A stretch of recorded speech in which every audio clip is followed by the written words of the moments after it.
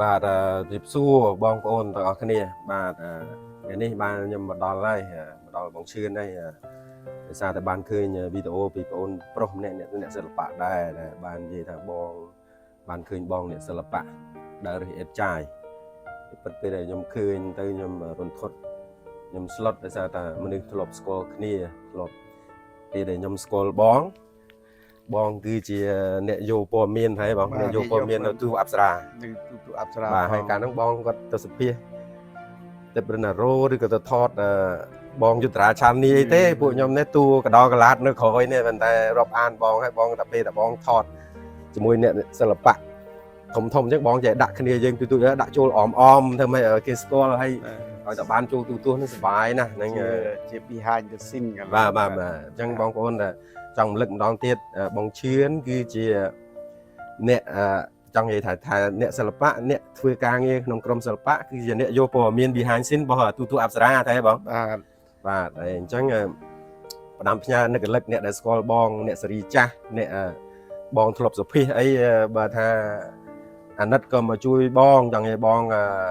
ងធ្លាក់ខ្លួនលំបាកតែបងអាចបានលើកដៃសុំឬក៏បំពេញនេះអីទេការជួយជ្រោមជ្រែងគឺជាអ្នកសិល្បៈដូចគ្នាដែលឃើញហើយអាណិតធម្មតាទេជីវិតមនុស្សយើងវាមានក្រលំបាកវេទនាមានបានវាជារឿងធម្មតានៃធម្មជាតិនៃមនុស្សប៉ុន្តែធ្វើម៉េចកុំស្អប់កុំខ្ពើមចង់និយាយថា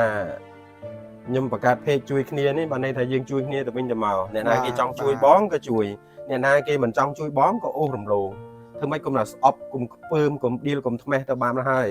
เพจជួយគ្នាគឺចង់ធ្វើការងារតែប៉ុណ្្នឹងទេបានន័យថាជួយគ្នាទៅវិញទៅមកអ្នកណាជួយបានក៏ជួយអ្នកណាគេជួយមិនបានក៏មិនជួយអ្នកណាគេអាណិតបងក៏ជួយអ្នកណាគេមិនអាណិតក៏អូសរំលោភធ្វើម៉េចកុំតែស្អប់កុំតែខ្ពើមហើយនៅពីក្រោយខ្នងរបស់ខ្ញុំនេះបានបងប្រើកង់នេះទៅដឹកអេតចាយទៅដឹកអេតចាយហើយវ៉ាន់អេតចាយបងនិយាយតិចមើលចង់និយាយហេតុអីបានបងពីមុនបងធ្វើការងារសិល្បៈហើយបងបាត់ខ្លួនក៏ប៉ុន្តែនៅឆ្នាំ2022ហ្នឹងឃើញថាខែ6អញ្ចឹងភ្លៀងធ្លាក់ហើយគូទៅធ្វើជាមេការសំណង់មិនមែនថាយើងជាអ្នកដើមទុនអីទេគាត់ថាទៅជួយមើលការខុសត្រូវកម្មករសម្ភារៈគេដើម្បីបានប្រាក់ខែតែដល់ពេលពួកគាត់អ្នកសហការគ្នាម៉ៅការនៅកំពង់សោមហ្នឹងគាត់បែកបាក់សាមគ្គីទៅខ្ញុំអត់ដឹងទៅណាប្រាក់ខែក៏អត់មានអីក៏អត់មានគូបានជួបភរិយាខ្ញុំហ្នឹងគាត់ដើររើសអេតចាយភរិយាអ្នកដើររើសអេតចាយគាត់អ្នករើសអេតចាយគាត់ចាំកូនបាទទូចមួយហើយក្រោយមកខ្ញុំគូរើសអេតចាយតាមគាត់ដែរហ្នឹងហូប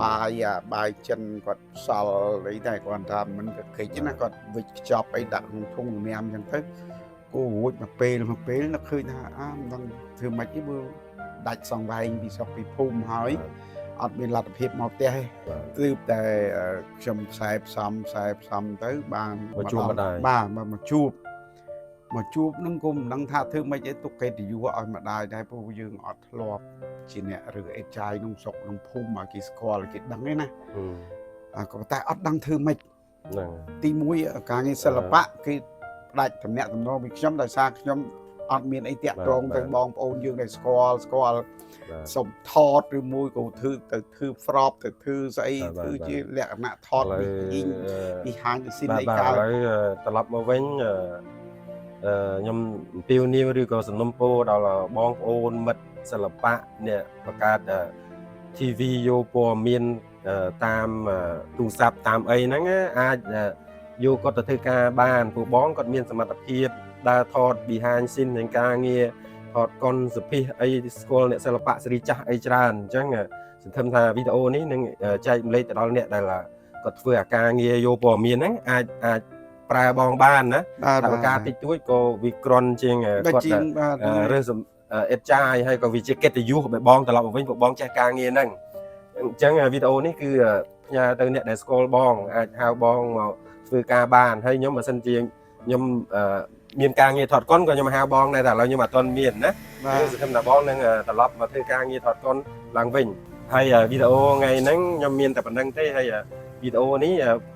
เพจជួយគ្នាខ្ញុំបង្កើតយុទ្ធនាការមួយបានន័យថាស្វែងរកប្រជាជនយើងដែលធ្វើការដោយដើរដោយជិះកង់ណា បាទ ហើយបងក៏អ្នកសិល្បៈទៀតវាចូលក្នុងកម្មវិធីរបស់ខ្ញុំ2-3តង់នោះហើយអញ្ចឹងអរគុណដល់មិត្តភ័ក្តិរបស់ខ្ញុំឈ្មោះវិជ្ជការដែលគាត់បើកbuffet ឈ្មោះថា buffet solar ផ្ទះ buffet solar អញ្ចឹងគាត់ជួយឧបត្ថម្ភបង100000បាទជួយឧបត្ថម្ភបង100000ហើយអញ្ចឹងបាទអរគុណច្រើនណាស់ដល់បងប្អូនវិជ្ជការដែលជាម្ចាស់ភោជនីយដ្ឋាន buffet solar buffet មានមោទនភាពមែនទែនខ្ញុំទទួលបាននេះជាការរំដោះទុកកង្វល់ខ្ញុំបានច្រើនយ៉ាងដែរបាទហ្នឹងហើយសង្ឃឹមថាអ្នកផ្សេងដែលស្គាល់បងអ្នកដែលបងធ្លាប់សុភាអាចជួយបងបានក៏ជួយចាំខ្ញុំតម្លាក់ QR របស់បងនៅក្នុង comment និងដាក់លេខទូរស័ព្ទបងដើម្បីអ្នកផ្សេងទៀតអាចមកជួយបងឬក៏ហៅបងធ្វើការងារបងនេះសូមផ្ដាំផ្ញើដល់បងប្អូនយើងជាអ្នកសិល្បៈដូចខ្ញុំបានជម្រាបចឹងលទ្ធភាពខ្ញុំនៅធ្វើកិច្ចការងារបានទាំងសិល្បៈទាំងបែបសារព័ត៌មានបែបការងារបច្ចេកទេសអីហៅបងប្រើលើកលែងតែដូរតន្ត្រីមួយដែលខ្ញុំមិនមានជំនាញក្រៅពីនឹងខ្ញុំអាចនិពន្ធអាចសរសេរអាចធ្វើជាប្របធ្វើជាបច្ចេកទេសធ្វើជាកាមេរ៉ាអីបាទវីដេអូខ្ញុំមានតែប៉ុណ្្នឹងទេសូមអរគុណសូមជម្រាបលា